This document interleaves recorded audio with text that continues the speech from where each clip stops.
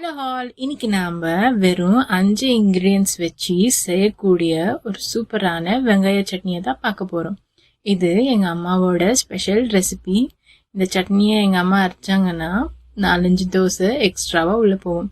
இது எப்படி பண்றதுன்னு பார்க்கலாமா? முதல்ல ஒரு 2 மீடியம் சைஸ் வெங்காயத்தை இந்த மாதிரி பெருசு பெருசா வெட்டி வச்சுக்கோங்க. வெங்காயத்தை சின்னதா வெட்ட தேவையில்லை, ஏன்னா நம்ம இந்த வெங்காயத்தை அரைக்க போறோம். இந்த மாதிரி பெருசு பெருசா வெட்டி வச்சுக்கினா போதும். ஒரு பேன்ல எண்ணெய், 4 காஞ்ச மிளகா, வெட்டி வச்சிருக்கிற வெங்காயத்தையும் சேர்த்து நல்லா இந்த மாதிரி வதக்கி விட்டுக்கோங்க. தேவையான அளவுக்கு உப்பு சேர்த்து வெங்காயத்தை நல்லா வதக்கிக்கோங்க. வெங்காயம் இந்த மாதிரி கண்ணாடி பதம் வர வரைக்கும் நல்லா வதக்குனா போதும். லாஸ்டா கொஞ்சமா புளி சேர்த்து வெங்காயத்தை நல்லா வதக்கிக்கோங்க. ஞாபகம் வச்சுக்கோங்க, புளிய நிறைய சேர்க்க கூடாது.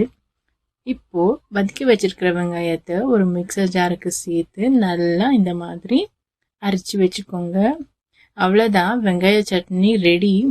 ஒரு பேன்ல தோசை மாவை ஊற்றி கொஞ்சமா அதில் நெய்யை விட்டு மொறுன்னு தோசையை சுட்டு எடுத்து இந்த மாதிரி நம்ம அரைச்சி வச்சிருக்கிற வெங்காய சட்னி கூட சாப்பிட்டீங்கன்னா டேஸ்ட் சும்மா அல்டிமேட்டாக இருக்கும்.